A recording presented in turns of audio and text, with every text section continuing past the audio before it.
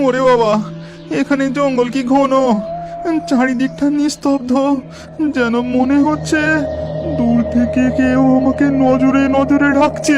ঠিক তখনই তার চোখে পড়ে এক পরিত্যক্ত পুকুর, আর পুকুরকে ঘিরে রয়েছে বেশ কিছু গাছ। বাবা, জঙ্গলের মধ্যে এমন পুকুর আগে তো কখনো গ্রামের কারো মুখেই শুনিনি, আর শুনবই বা কি করে? জঙ্গলের এত গভীরে কোনোদিনও কেউ এসেছে নাকি?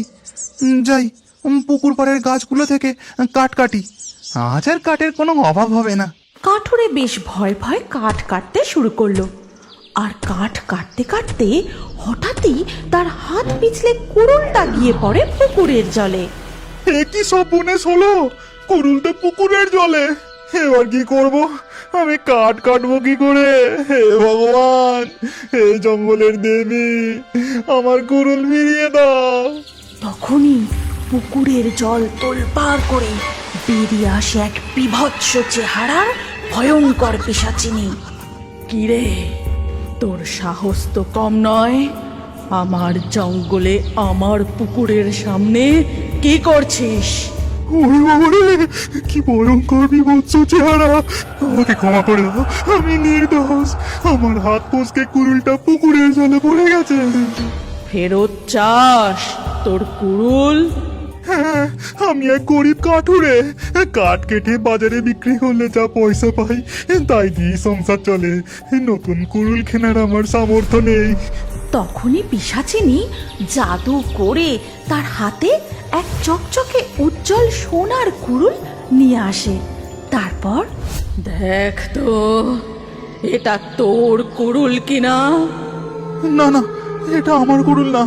আমার কুড়ুল তো লোহা আর কাঠের হাতল দিয়ে তৈরি। ওই ভয়ঙ্কর চেহারার পিশাচিনী জলে ডুব দেয়। তারপর মুহূর্তে সে জল থেকে আর এক অতীব সুন্দর কুড়ুল তুলে নিয়ে এসে কাঠুরেকে জিজ্ঞাসা করে, এই নে, এটা নিশ্চয়ই তোর কুড়ুল হবে। না, এটা আমার কুড়ুল নয়। আমার খুব ভয় করছে, আমি বাড়ি ফিরে যাই। তোমাকেও আমার আর কুড়ুল খুঁজতে হবে না। কি বললি? বাড়ি ফিরে যাবি? কুড়ুল খুঁজতে হবে না?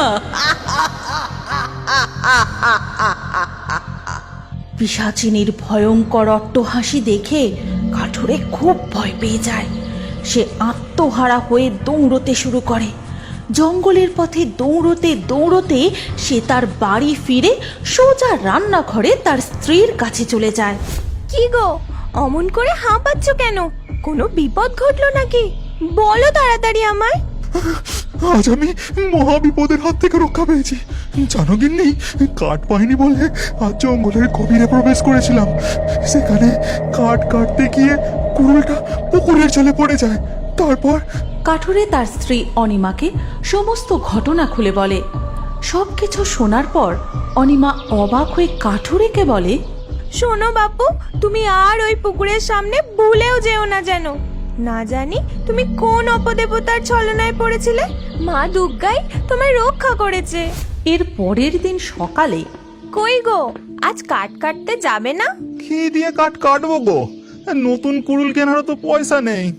আমাদের ঘরে যে কাটারিটা আছে তা নিয়েই তুমি যাও। জানি কাটারি দিয়ে বেশি কাঠ কাটা সম্ভব নয়, তবুও তা দিয়ে যেটুকু চাল ডাল হয়। কাঠুরে তার স্ত্রীর থেকে কাঠারি নিয়ে জঙ্গলের দিকে রওনা দেয়। জঙ্গলের সামনের অংশে কোনো কাঠ না পাওয়ায় সে আজও ভয়ে ভয়ে জঙ্গলের গভীরে প্রবেশ করে। আর হাঁটতে হাঁটতে সে আবারও সেই পুকুরের সামনে এসে পড়ে। না না, আজকে এই পুকুরের পাশে কাঠ কাটলে চলবে না। আমি একটু অন্যদিকে যাই। কাঠুরে 2 পা এগোতেই আবারও পুকুরের জল তোলপাড় হতে শুরু করে, আর বেরিয়ে আসে সেই ভয়ঙ্কর পিশাচিনী। কি রে, তোর কুড়ুল ফেরত না নিয়ে পালিয়ে গেলি যে? পিশাচিনী জাদু করে কাঠুরের আসল কুড়ুল হাতে নিয়ে আসে। তারপর, এই নে তোর কুড়ুল। কাঠুরে কাঁপতে কাঁপতে তার 2 হাত বাড়ায়। পিশাচিনীও হাত বাড়িয়ে কাঠুরেকে তার আসল কুড়ুল ফিরিয়ে দেয়। এই গল্পের পরবর্তী পর্ব যদি তুমি দেখতে চাও, তাহলে কমেন্টে নেক্সট পার্ট অবশ্যই লিখো। আর আমাদের রিও বার্ডস ফেসবুক পেজটি এক্ষুনি ফলো করে নাও। এই গল্পটি ভালো লাগলে লাইক করে শেয়ার করে দাও।